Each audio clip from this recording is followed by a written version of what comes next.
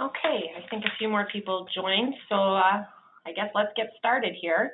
Again, welcome everybody to our continuing education series on the 5 biggest email threats. As we all know, email security is a super hot topic today, and it's not really all that hard to understand why, especially with nearly 95% of all successful attacks on enterprise networks targeting an organization's users through email. Cyber criminals, as we know, continue to evolve and adapt their methods. Understanding tricking users into user error is a quick way to infect those network systems for nefarious gain.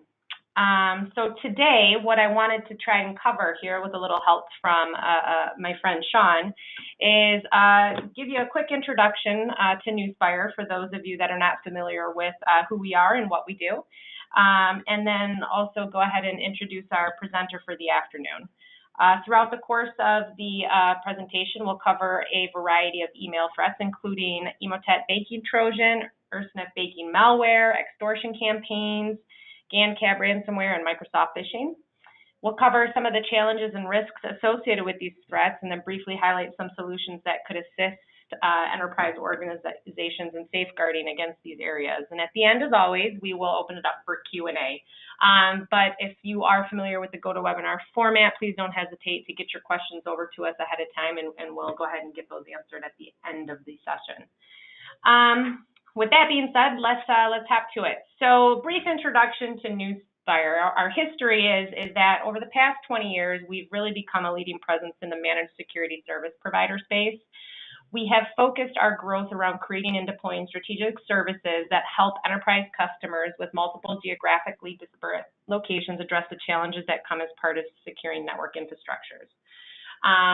We've been around, like I said, for the past 20 years, and today we have multiple U.S.-based security operations centers and a staff of over 150 full-time security engineers offering 24/7/365 security monitoring, response, and remediation solutions.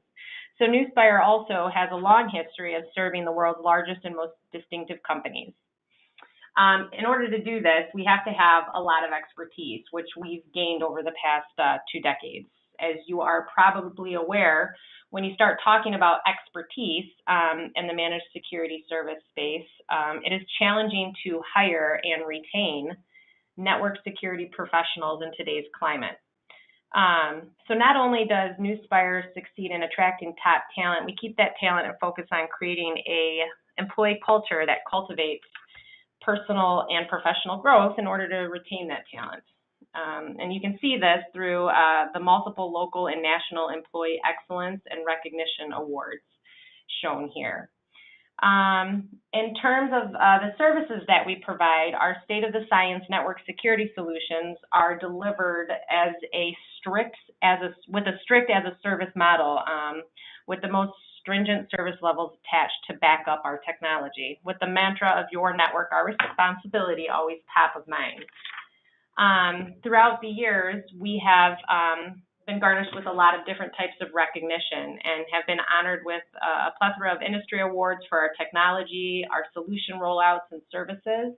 And we've also been recognized in multiple media outlets as well as featured in leading industry analyst research. It's important that we highlight where we came from over the past 20 years, how we've grown in that time in order to kind of understand where we plan to go next in the next 20 years. So moving on to some introductions of who I am. I've been talking for a minute. I haven't even introduced myself. Sorry about that. My name is Maria Graham. I'm the Director of Business Development here at Nuspire Networks. I have been with the organization for a little over 7 years and have really focused my career around helping large organizations identify challenges and risks when it comes to their cybersecurity posture. It's been really fun working here at Nuspire, and a lot of that is really related to the fact that I get to work with people every day, like Sean Pope, who's going to be our presenter this afternoon. Sean's a security analyst here at Nuspire Networks, and his job is primarily not only keep people like me up to date with what's going on, but also making sure that our security engineering teams and support teams are up to speed on the latest threat vectors so that we can all help educate our clients and make sure that they have the tools that they need to combat these threats. In addition to that, it's up to Sean and his group to make sure that our systems and our solutions are constantly being updated and fine-tuning them to ensure that we're always delivering those state-of-the-science solutions I mentioned on the previous slide. So Sean, thanks again for joining us. I'm sure people are excited to hear what you have to say. I'll stop talking here and pass it over to you. We're looking forward to the information you've put together for us this afternoon. Thank you, Maria. Thanks everybody for joining. Like Maria said, I'm Sean Pope. I'm a security analyst here. I work on the security analytics team, also known as SAT. You might be familiar with us. If not, like she said, we keep everybody not only internally informed on what's going on, most recently in the security landscape, but also customers as well. We have articles we post. So basically what I'm going to give here is the top 5, and this isn't just top 5 that we've read about or anything like that. These are top 5 that we have actually come across at Nuspire. So these are 5 samples that we've analyzed ourselves as a SAT team and made our own, basically made our own slides out of this to kind of let you guys know what we're seeing in our sandbox new mail solution. So without further ado, let's go ahead and get started here. The first one, this is something we see a lot of right now. There's, I would say, probably 25%, maybe 45% of the malware we come across right now is Emotet banking Trojan. So as you can see there, Emotet is known as an advanced modular banking Trojan. What we mean when we say modular is that the attacker has the option to install additional malware or tools to increase the functionality of the malware as they see fit. So Emotet is mainly looking to harvest credentials for your bank's website, things like that. But it could also be altered to include what we're seeing a lot of right now is cryptocurrency mining. So they could also put that into it. So modular means it can alter and change. You won't always see the same thing over and over again. Mainly, Emotet is used as a downloader or a dropper of other Trojans. We like to consider Emotet as polymorphic. So when we talk about viruses, there's 2 types. We have polymorphic, which when it comes to signature-based detection, that means it constantly changes its identifiable features in order to evade detection. Sounds advanced, which it is to an extent, but it's not really the most advanced. So we have polymorphic, metamorphic. Metamorphic is malware that's capable of changing its code and signature patterns each iteration. So if you look at something like Emotet, for example, it won't always come and look the same. So the hashes will change or something along those lines. So polymorphic, just a smaller way of avoiding detection. Metamorphic, you see that in the more like targeted zero-day attacks, more sophisticated malware because it requires each piece of code to be changed. Obviously requires more time and effort. When it comes to Emotet, I saw this firsthand. Like I said, majority of these samples are from our new mail solution. So we check this daily, hourly. I mean, as much as we can, we're constantly in there, whether we're looking at the quarantines, looking for potential false positives, or we're just looking to see what new campaigns are circulating around. In the particular Emotet banking Trojan malware we saw here, and the one I'll show an example of in the next slide, it's virtual machine aware, which makes it very difficult for an analyst like myself to use like a sandbox solution or something on it in order to figure out what's going on, figure out what the actual payload is. So it has the ability to avoid detection. So when it comes to sandboxing, we use a virtual environment for that. And like I said, it can throw false signatures in order to avoid this detection.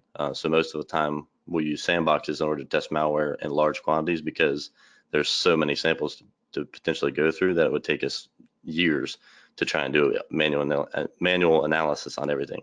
So with this case, it actually required me to spin up a legitimate hardware machine, so not anything that was virtual, because when you start the malware, it looks for these things. It looks for the VM, it looks for the amount of RAM on the system, things like that, to try and know that, okay, I'm running in a virtual environment, and if it sees that, it automatically kills itself. And therefore the analyst might think, oh, well, this this document is fine and let's send it on, but that's definitely not the case here. So it has several methods for maintaining persistence. Just like all malware, once it gets onto your system, it wants to stay there. The typical thing we see is it starts up automatically, so via registry keys or services. Another well-known path is via scheduled task. That's usually a popular place to gain persistence. And another thing they like to do is name themselves something the same as like a Windows service. That way it can avoid detection just by, if you look at it, you might see explorer.exe or SVC host and you think, oh, okay, that's normal Windows running process, but that's not the case. Emotet is definitely one of the most costly and destructive pieces of malware. The main reason for this is it has a worm-like ability. You can see US CERT posted an alert about this actually in July, and based on its worm-like feature and the ability to spread via network, it can cost up to $1 million to clean up something like this. So it's definitely a nasty piece of malware. Moving on to the next slide here, as I said, I would show an actual sample of one of the ones we've analyzed. So you can see here, it comes through with the subject line of invoice from, and then the blacked out portion there would obviously be your company name. This can change. There's different variants, but for the most part, it comes through as an invoice. We've also seen imitating PayPal receipts, shipping notifications, but in most cases, you see this past due billing statement. This example here, you can see at the bottom, we have the document. So what would happen is the user reads through the subject, and whether or not they think, okay, we're past due on this invoice or not, it leads you to believe like, okay, let me at least investigate this, see what it is. So user opens the document. At that point, we're showing a screen that is, I'm sure you've seen it before. If you haven't, I have another sample I'll show in the next slide that shows what the actual screen looks like. So when this pops up, you're presented with a screen that makes it look like it's from Office 365 or something like that to basically trick you into thinking that it is legitimate. It's asking you to enable content and also enable macros. Once you enable macros, you're allowing this malicious script to run, which basically says the script is something preloaded where it reaches out to a malicious website that's controlled by attackers, and that's where it's actually downloading the Emotet banking malware. So once it's downloaded, it goes through the persistence as I talked about, and then eventually it's there until it's found by either a security analyst or AV. Some AV is able to find it. Obviously, we want more in an advanced AV, but for the most part, it's there until it's picked up. One of the impacts here, or a couple of the impacts, is temporary or permanent loss of information. Obviously not a good thing at all. Can disrupt your regular operations, like I said, with the worm-like features. Financial losses, being a banking malware, like I said, its main thing is it's looking for, when you go to US Bank or whatever your bank may be, it's looking to harvest those credentials so they can use it for themselves.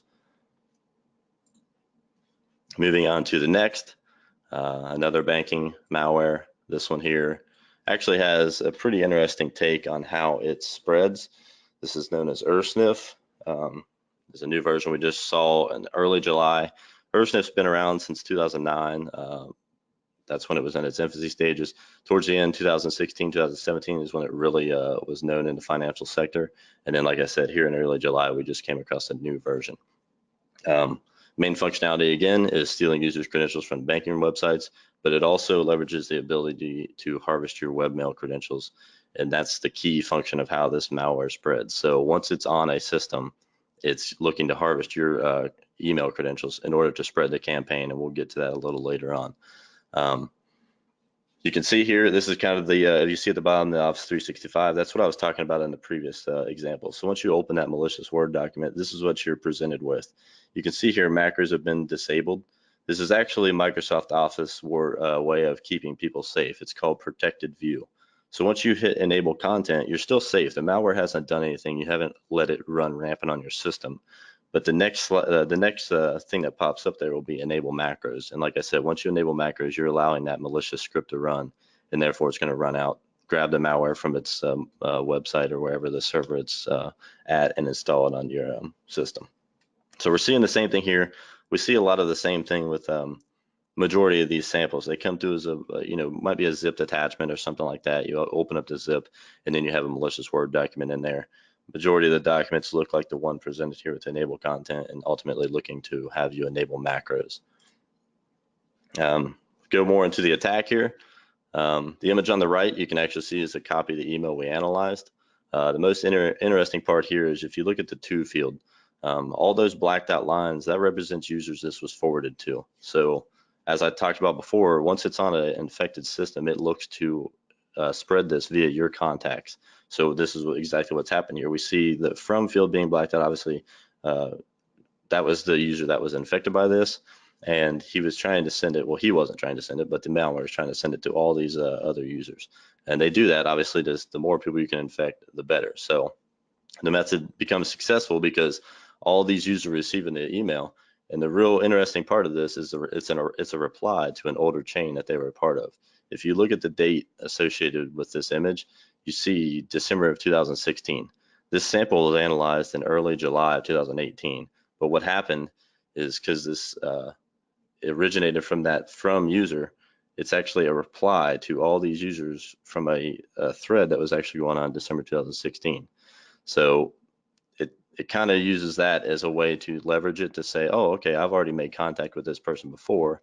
They're just waking up a previous thread, but obviously, I mean, not many people do that. But in this case, it could definitely fly under the radar. If you look at the top, you see good morning, please see attached. That was all the email contained. Any one of these we've ever analyzed, this is all it contained.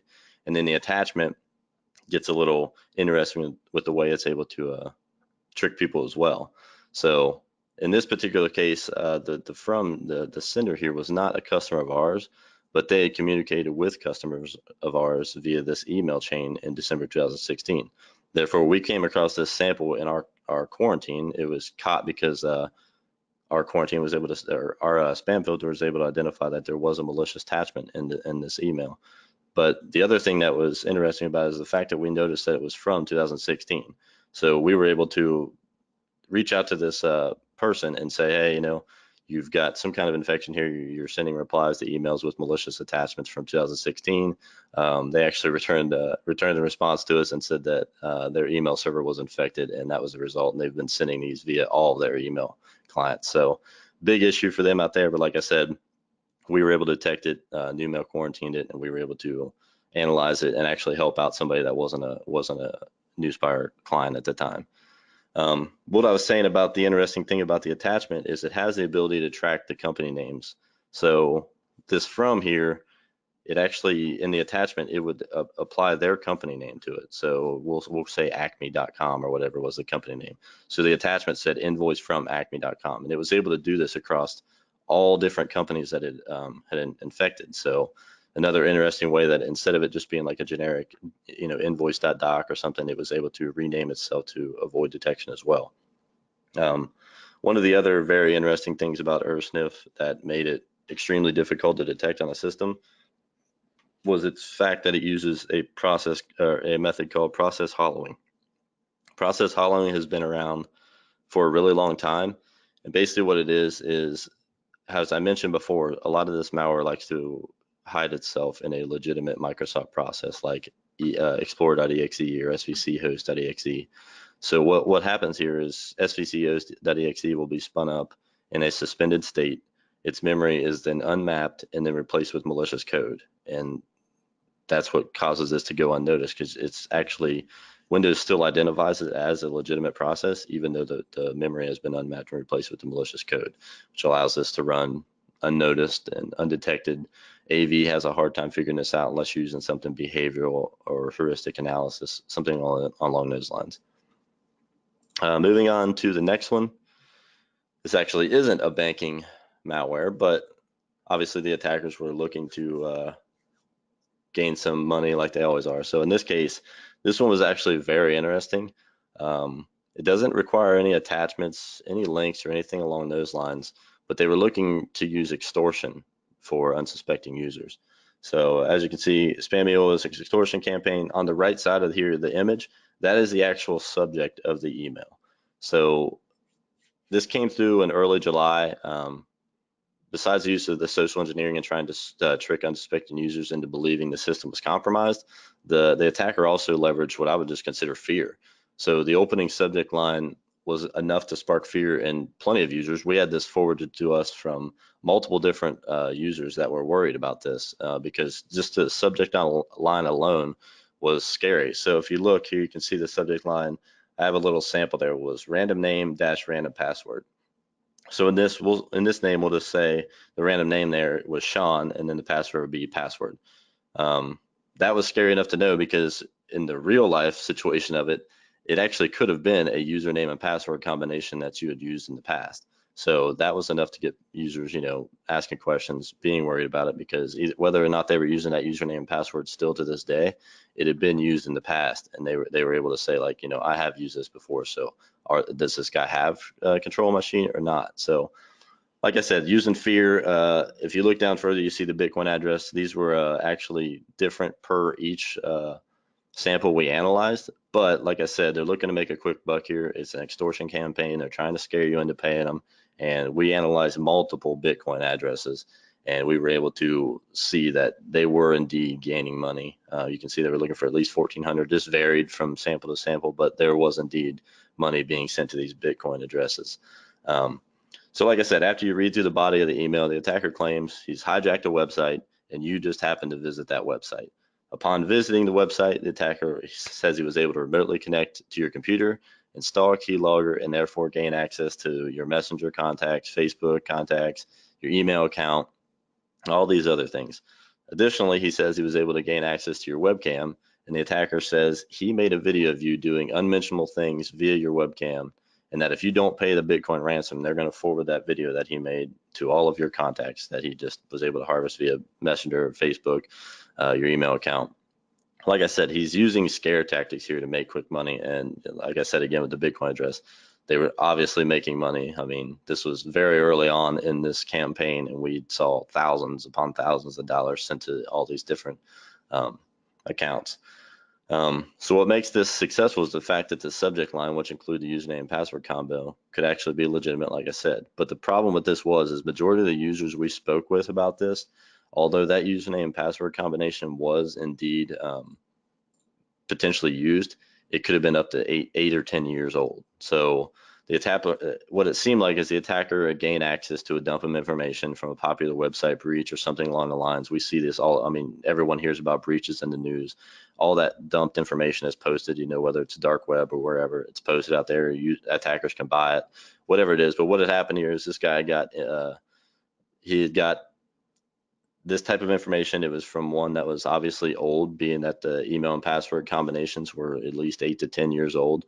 But what had happened was he was able to make quick money. He created this extortion campaign.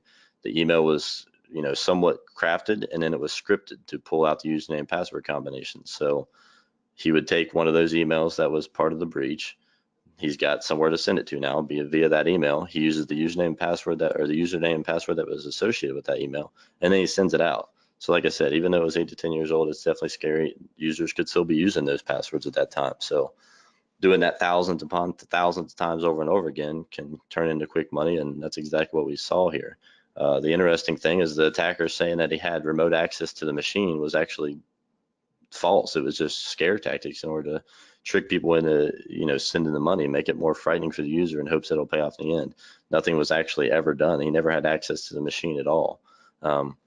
Interestingly enough, you can see here at the bottom, I have the attack could evolve in the future and use more up-to-date data breaches. I wrote this webinar information, it's been a week or two ago or some point, and not long after that I submitted it. There was actually a new variant of this campaign that also included phone numbers. So not only were they using a username and password combination from prior dumps, they also had access to phone numbers, and they were attaching that into the email as well, just as more reason for you to be scared about it. The thing I want to make clear about this attack is it relies on user training and awareness. So this email doesn't contain links or attachments, so it makes filtering these rather difficult. So we're not using a known signature or behavior analysis that's going to be able to find anything here. It's just text in an email. So granted, you can make filters on that. You can do it via SPF records. There are ways to filter this, but at the end of the day, these types of things are going to fall through the cracks, and that's where training and awareness of your users becomes so much of a main concern. And if they're up to date with current trends, and they're able to see, an article about this or see a sample of this, they're able to identify this type of attack, and in turn, they can forward it onto the correct personnel for quarantine or triage, or, somebody can then make those policies to go ahead and block this stuff. So I definitely want to make that clear that, you could have a really great layered security approach when it comes to all this stuff, but at the end of the day, the users are the end all be all. So if something slips through the crack, which it will, I mean, there's no silver bullet to the security. Something slips through the crack, it becomes the end user's problem. And if they're aware and, have seen this stuff and are, know what's going on and circulating around the security landscape, they can make those calls on their own. And trust me, we do a lot of security awareness and training at Nuspire, and it's paid off 10 times over. I can guarantee that. Moving on to the next variant, or the next slide here, we see ransomware. The funny thing is here, as you can see, we just have some quick little numbers. Ransomware's dropped by 12% on the consumer side and 35% on the business side, just in Q2 alone. Funny thing is a year or so ago, we could have done this same webinar, and I could have had 5 slides that would have been about ransomware. I mean, obviously, based on these numbers, that's not the case anymore, with majority of malware authors turning their attention to cryptocurrency miners. We're just not seeing the ransomware we used to see. Like, we used to see 3 or 4 variants of Locky every few months. We used to see WannaCry. Everyone's familiar with that word. So it's just interesting that it's changed so much over the course of a year, and cryptocurrency mining has become such a large scale target. However, there is one that's prevailed now, and we have GandCrab. It's holding the top spot right now. It uses the Magnitude botnet. Magnitude botnet was actually just now recently discovered to be leveraging GandCrab, but it's also able to spread via other exploit kits such as Rig or GrandSoft. This is the 4th iteration of malware that's been identified. GandCrab is one of those. I want to kind of compare it to a Locky. We used to see a lot of Locky. This thing would be changing all the time. It wouldn't always be called Locky, but it was basically the same thing with a different name, and we would see that all the time. And GandCrab's kind of the same way. Like I said, this is already the 4th iteration. So there is a decryptor available for the most recent variant of GandCrab. If you haven't been familiar with this before, typically after a ransomware has been identified and the encryption is able to be cracked, they make a decryptor for it. So usually it works for the variant that's out currently. So like I said, with GandCrab being updated as often as it is, this is not going to work for the 5th iteration or whatever it is we see next. So if you do happen to know somebody that's infected with GandCrab, or somebody out there is a decryptor out there. Otherwise, you have to rely on working backups, things like that, to mitigate the threat of ransomware. As usual, this is usually spread via email, spam email. Like I said, it can be distributed via exploit kits. They'll use social engineering schemes inside those emails, and then also compromised websites as well. In the image there below, you can actually see the particular sample that one of the ones we were reviewing internally. The subject line is something that we would see basically every time. You would see your order and then with a random number digit there, and then the subject or the body was pretty much the same every time with the dear customer, something like that. And then obviously the .zip attachment, which was usually found each time. But inside inside the zip, we would see a variant between VB script files or Word documents. Like I said, Word documents is majority the case, but sometimes you will see a VB script file that's named something like a .doc, whereas when you click it, they think you're opening a document. You're actually just running the script right off the bat. So, like I said, there's limited body, and then the attached zip file. The attached zip file obviously contains what I was saying. The interesting thing about GandCrab is it's always been notorious for trying to do new and unconventional methods for being able to load the malware. So like I said, majority of this malware, just once it's allowed, the macros are allowed to run, it reaches out to that command and control server and downloads the payload. And that's typically what we see. Well, the thing about that is that command and control server might be blacklisted. So your firewall or something along those lines, your AV might catch it based on that. GandCrab in this particular case was using certutil.exe. And this actually allows the attacker to specify the exact install location on the victim machine ahead of time, and therefore can mitigate those other ways of being identified. On the next slide, we'll actually talk about how it's leveraging Tor communications.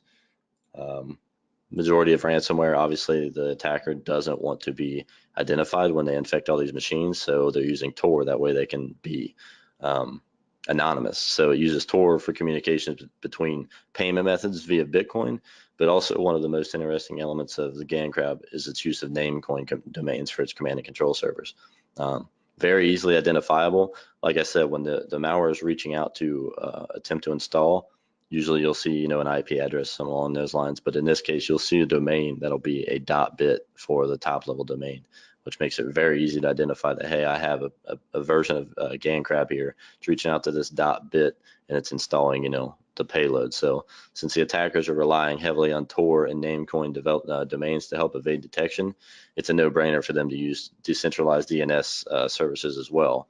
That way they don't rely on a central authority, and it also increases the difficulty of having domains shut down. So basically, usually when a campaign is identified, depending on how severe it is, the FBI, the government might step in and have these domains shut down.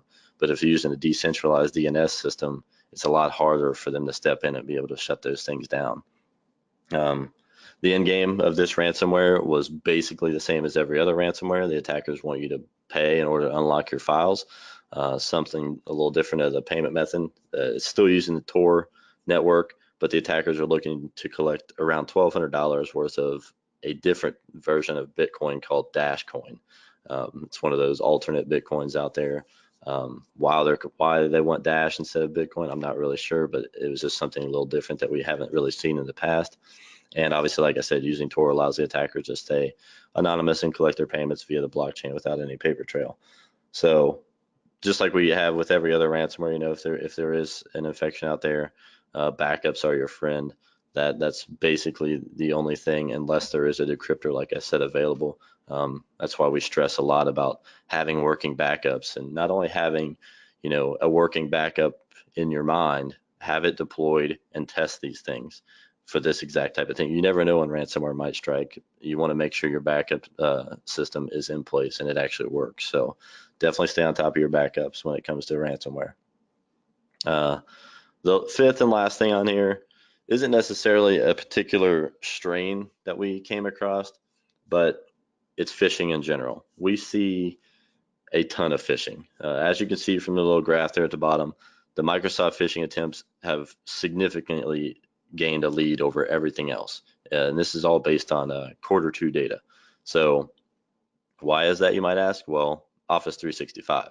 So if you're able to get into Office 365, that application can hold the keys to an entire company. I mean, so much data can be harvested from a compromised email account.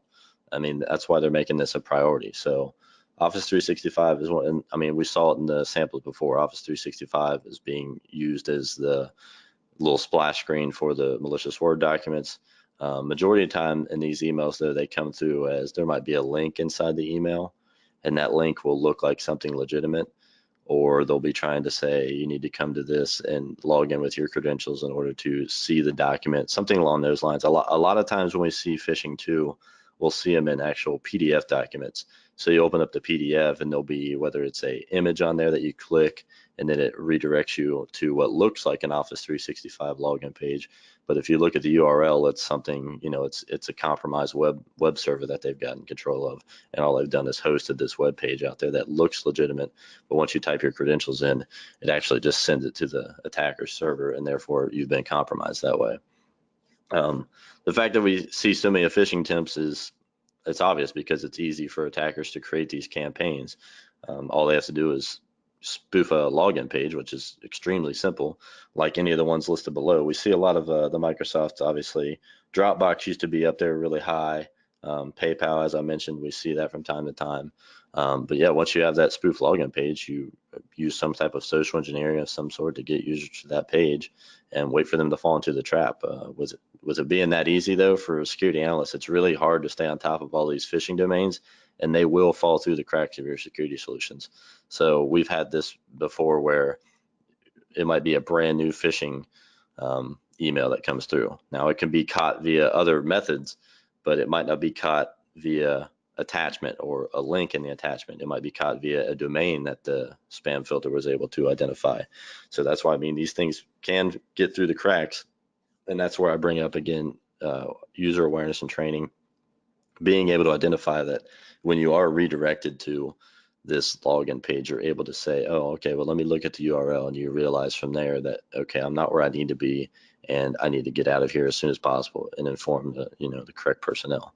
I can never, you'll hear me stress it in any video you've ever seen me in, any webinar. User awareness and training is always something I'll hammer home. With that being said, I think if we have any questions, I think we'll bring those up at the end, but I'm pretty sure we're going to bring back in Maria here to kind Yeah, of go through thanks, the Sean. solutions together. Yeah, that was a lot of awesome information. Thank you so much for taking the time today to go through all of that and share with us some of the insight and the information that you guys have identified over the past year with this stuff. I just wanted to quickly and chime in, Sean, if I'm missing anything, but to summarize everything that we discussed today in terms of email threats, securing your network against these types of attacks. Just wanted to highlight a couple of key points, like making sure that you guys are all using antivirus programs with behavior and heuristic detection capabilities. You want to make sure that you have an appropriate spam filter to filter out known indicators such as malicious subject lines and black suspicious and blacklisted IPs. Obviously, like Sean mentioned, making sure that you're marking external emails with the banner denoting it is from an internal source is going to greatly help users in detecting those spoofed emails that he mentioned. It's going to be increasingly important to implement a black policy for file attachments, as well as a domain-based message authentication reporting and conformance, which is basically a validation system that minimizes spam email by detecting email spoofing. You will want to look at implementing a solution that has the ability to send the unknown and suspicious files to a sandbox for further investigation, which I know we have a question on sandboxing, so we'll get to that in a moment. And then obviously, and as Sean mentioned, we can't hammer home enough that it is super important that you guys are continuing ongoing employee training on social engineering and phishing, urging employees not to open suspicious emails, doing authentication, make sure they're not clicking links contained in emails or posting sensitive information online. It's all super important in terms of making sure that you're protecting your network as much as possible against user error from these types of threats. And so with that, if anybody has any questions, we've got a couple here in the queue that we can start address. Oh, no, forgive me. Wanted to, of course, touch on some of the Nuspire solutions that we have in place to help mitigate some of the risks that Sean discussed. And, to do that, to touch briefly on how Nuspire can help, we can highlight one of our core solutions, which is our new mail solution. At a high level, it provides our customers with a managed enterprise email security and content inspection solution, which includes in-depth technical support services and mail server status monitoring. With rapid release malware at the heart of so many successful hacking attacks, as Sean mentioned, sandboxing and a secure email system in today's day and age is a must. So we offer a few different flavors of this service. Not going to go crazy going into anything here, but wanted to make sure everybody was aware of our enterprise solutions, which are listed here on the slide. You'll notice there are features such as outbound email service relay, quarantine of outbound security threats, content inspection, identity-based encryption, and data leak prevention as being some of the core features that you can expect to see the solution set that we offer to our clients. So of course, any questions on that, feel free to ask. And now I'll open it up to that Q&A session. I'll start by addressing some of the questions that have come up as we went through the presentation. And of course, Sean, gonna rely on you to help me get some of these answers out to the crowd here. So one of the ones that we saw is we just talked briefly about sandboxing. You mentioned it in correlation with a couple of the threats that you discussed today. Could you explain, Sean, a little bit more in detail about what sandboxing actually does and how it can help mitigate the risk of some of these email threats? Yeah, absolutely. So I know I mentioned sandboxing a lot in the presentation, more along the lines of looking at it as a security analyst side where, I'm physically taking this malware and using opening it on a machine and then sending it to our sandbox that we own. But the other side of it, I want to make sure that is clear, is the fact that email filters such as Numo, it has the ability to sandbox different samples that come in. So it might be something that's unknown when we go through, I mean, signature-based detection, we have antivirus detection, anti-phishing, all the anti-spam, we have all these different basically protections that a piece of mail has to flow through in order to be considered okay and then can be sent off. If it runs through all those sections and it, you know, we still don't really know whether it's okay or it's not, we're able to send that to the sandbox that resides on the actual mail system itself. And basically when it goes there, it's going to open the attachment and see what happens on its own. And then from there, it's able to say like, oh, this is we have a low severity here. This might be something, or it might be a false positive, you know, that requires like an actual user to go in there and make the choice on that, all the way up to where it could be a high or a critical. And then from there on, it's going to add that hash into the system. And now we know that, hey, new piece of mail comes in. Oh, wait, that looks like one we just sandboxed and know that it's bad now. So we start filtering it that way. Obviously, it does this sandboxing on the fly. This isn't something that you have to go in and manually say, oh, this email is suspicious to me. This is something that the email filter is smart enough to do on its own and can make a choice on its own as well. So definitely something that's important. Like I said, there's so many thousands of pieces of mail coming in and so many different thousands of pieces of phishing or whatever it may be coming through mail that it's definitely important to have ability to sandbox that stuff. Cool, that definitely makes sense. Thank you, Sean. I have another question here regarding the new mail solution that's up on the slide right now. Can you explain a little bit more in detail about what that solution did to help you guys identify the threats in your client base that you covered today? Yeah, and as I said, there's multiple steps that a piece of mail, we'll call it, needs to flow through. So it can be we have anti-spam portions, we have antivirus portions, we have anti-phishing portions, and then also it goes to, you know, blacklisted IPs, blacklisted domains. These are all things that it does automatically. And like I said, it can be classified on, maybe it's classified via a domain. So it was able to identify that the link inside of that email was actually a phishing domain, and therefore it says we'll go ahead and quarantine that.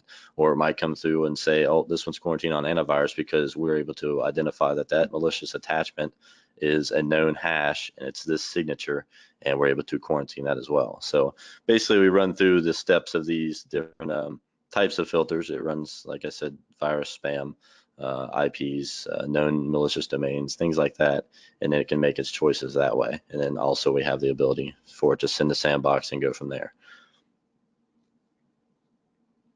Perfect, thank you. Another question for you regarding the new mail solution.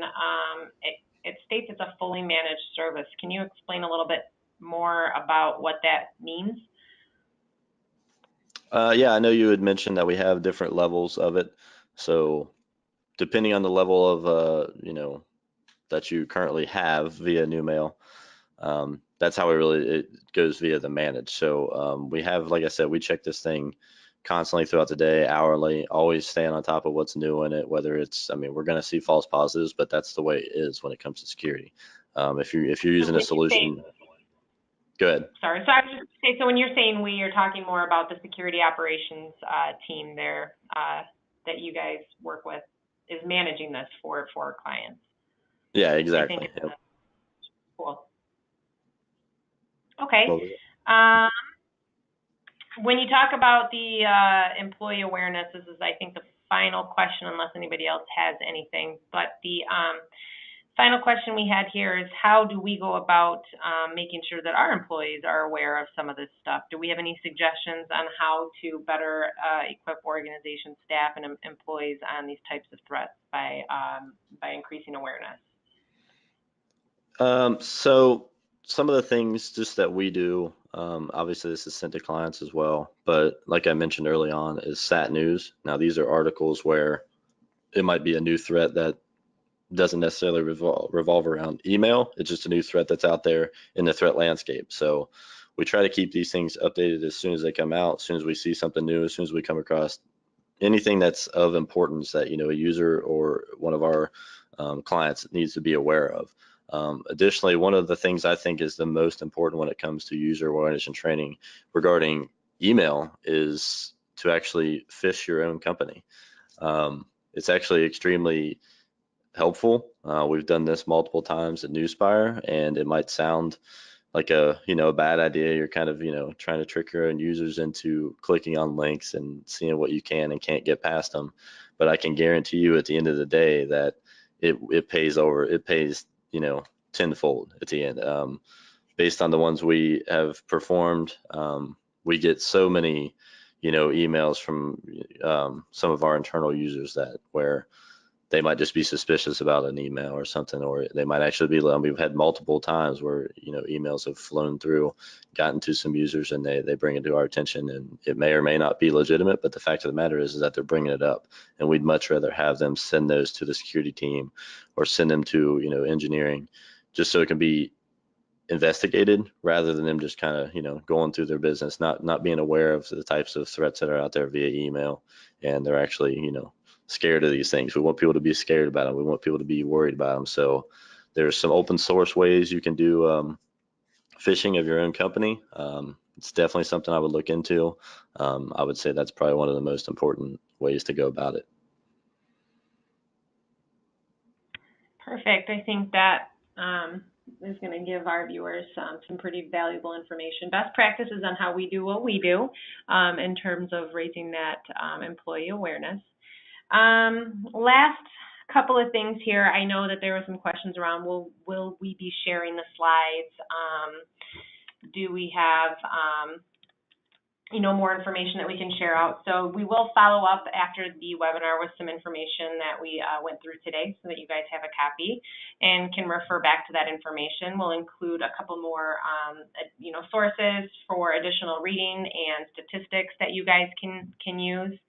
But most importantly, what we really want to do is make you aware of our next segment in this continuing education series. And so the next topic that we'll be covering on Thursday, September 27th at 2 p.m. Eastern Standard Time will be around critical capabilities for a managed detection and response service. This is another hot topic in the industry, and we want to make sure that you guys have the most up-to-date information on what you should be looking for in that type of solution. So that as you go into the marketplace looking for something to fill this need, you've got all that information at your fingertips. So again, thank you very much for joining Sean and I today. We really appreciated it. Look for some information from us in the next few days to follow up this webinar. And again, we'll work with you to get you signed up for our next segment, and we look forward to talking to you then. Thanks, everybody.